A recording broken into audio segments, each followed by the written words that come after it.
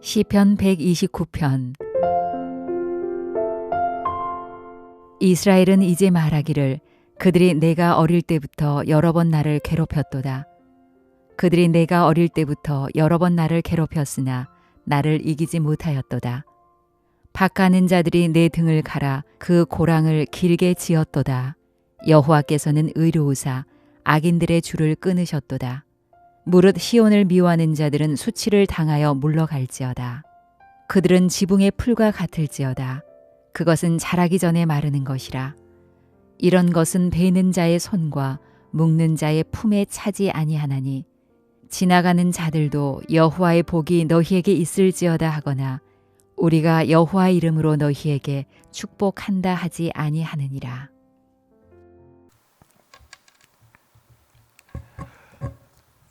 오늘은 내 평생의 고백이라는 제목으로 함께 말씀을 나누고자 합니다.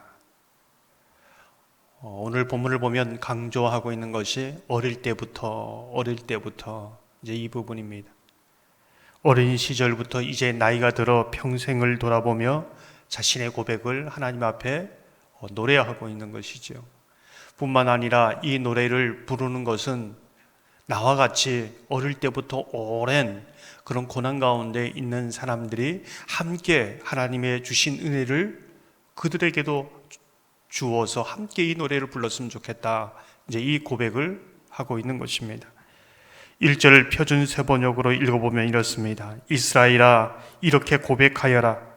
내가 어릴 때부터 나의 원수들이 여러 번 나를 잔인하게 박해했다. 개역 개정판 오늘 본문에는 이제 말하기를 이렇게 말하고 있습니다. 무슨 뜻일까요? 이제까지는 말할 수 없었습니다. 왜 말할 수 없었을까요? 여전히 오랫동안 아픔이었기 때문에 그렇습니다. 고난이었기 때문에 그렇습니다. 문제가 해결되지 않았기 때문에 그렇지요. 그런데 하나님께서 그 고난을, 그 문제를 오랫동안 그 아픔을 간증으로 바꾸어 주셨습니다.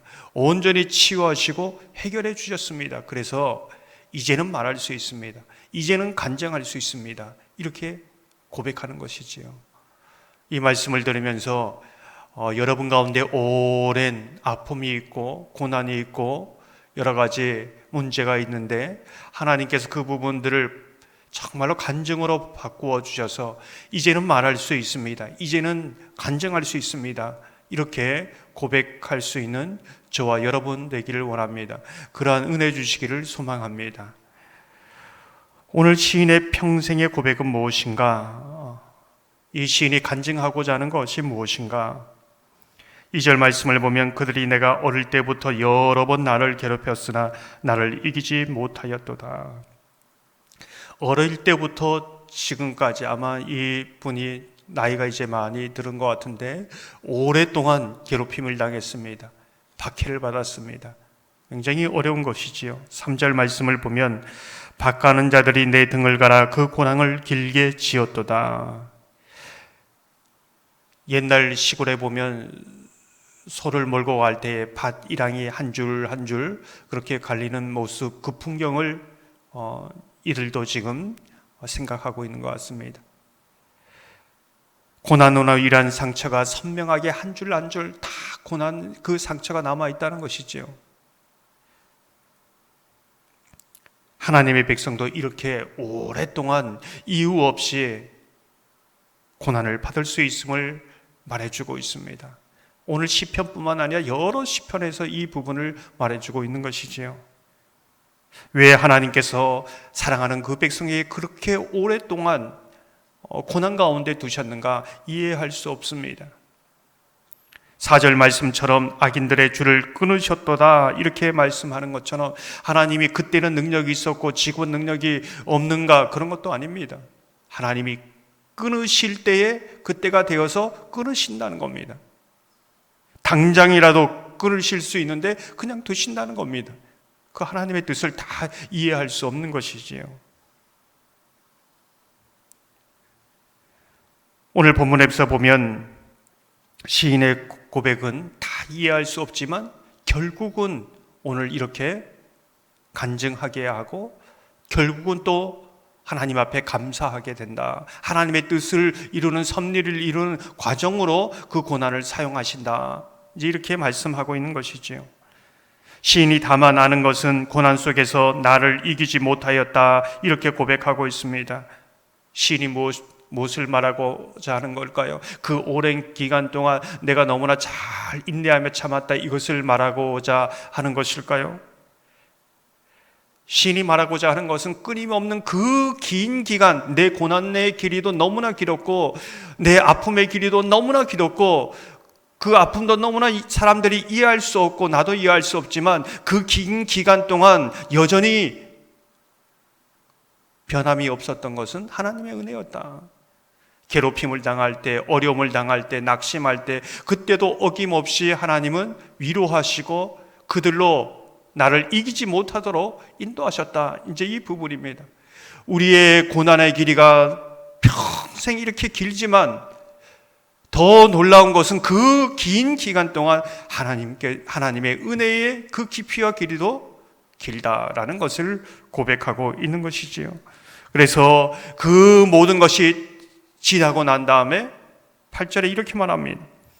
지나가는 자들도 여호와 복이 너희에게 있을지어다 하거나 우리가 여호와의 이름으로 너희에게 축복한다 하지 아니하느니라. 결국은 내 인생의 삶 속에 수많은 사람들, 어쩌면 박해를 받을 때, 어려운 가운데 있을 때에 사람들이 비웃었을지 모르겠습니다. 왜 저 사람은 하나님을 믿는다고 하는데 저 모양 저 꼴로 사냐, 이렇게 말했을지도 모릅니다. 그러나 그 인생 가운데 그들의 입술을 통하여 하나님은 반드시 간증하게 하는 것이 있답니다. 그것이 무엇일까요?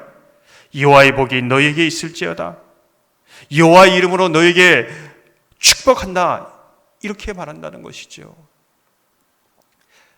여호와의 복이 너에게 있을지어다. 이것은 추수가 다 끝난 때 풍성한 수확을 보면서 야, 하나님께서 너에게 이렇게 복을 주었구나. 과정이 어떠하든지 이 결과를 보니까 결국은 이렇게 많은 복을 주셨구나.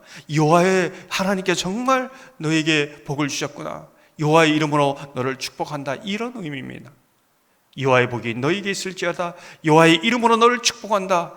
결국 하나님이 하나님의 백성 가운데 듣게 하시는 말씀이지요. 오랜 동안 인내하면서 주를 바라보았던 그것도 놀랍습니다. 그러나 오랫동안 변하지 않고 끊임없이 나를 붙잡아 주신 그 은혜는 더 놀랍습니다. 그리고 결국은 내 입술을 통하여 뿐만 아니라 수많은 주변 사람들을 통하여 간증하게 하신다는 겁니다. 여호와의 복이 너에게 있었구나. 여호와의 이름으로 정말 축복한다. 이러한 은혜가 저와 여러분 가운데 있기를 주님의 이름으로 축원합니다.